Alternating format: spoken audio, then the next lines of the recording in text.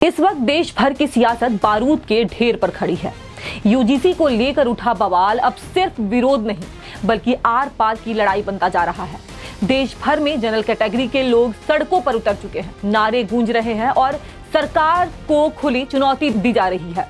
इसी बीच करनी सेना के बड़े ऐलान ने सियासी तापमान को और बढ़ा दिया है। करनी सेना ने साफ शब्दों में कहा कि यह लड़ाई सिर्फ किसी एक जाति की नहीं बल्कि पूरे सामान्य समाज की है और जब तक यूजीसी वापस नहीं होगा तब तक सरकार की कुर्सी हिलती रहेगी। संगठन ने सभी समाजों से अपील की है कि वे इस मुहिम से जुड़े और ऐतिहासिक जन आंदोलन खड़ा करें। लेकिन तस्वीर का दूसरा पहलू और भी ज्यादा विस्फोटक है।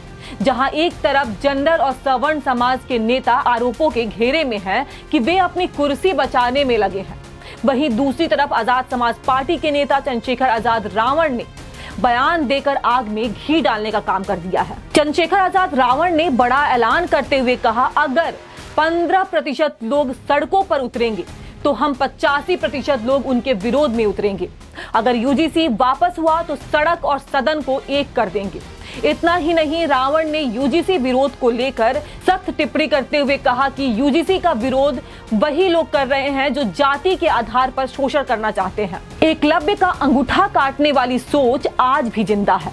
अगर चंद मुट्ठी भर लोगों की वजह से फैसला बदल गया तो 85% समाज सड़कों पर उतर आएगा। इस बयान के बाद सियासी हलकों में भूकंप जैसा हालत है।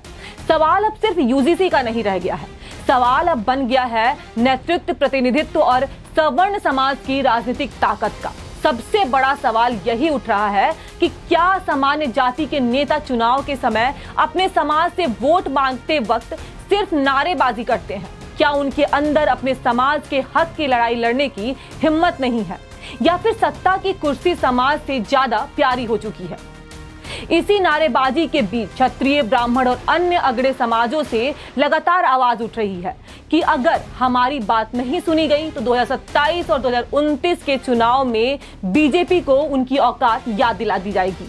सवर्ण समाज खुलकर कह रहा है कि राजनीतिक हिसाब किताब होगा और यह भी बताया जाएगा कि उनकी असली ताकत क्या है।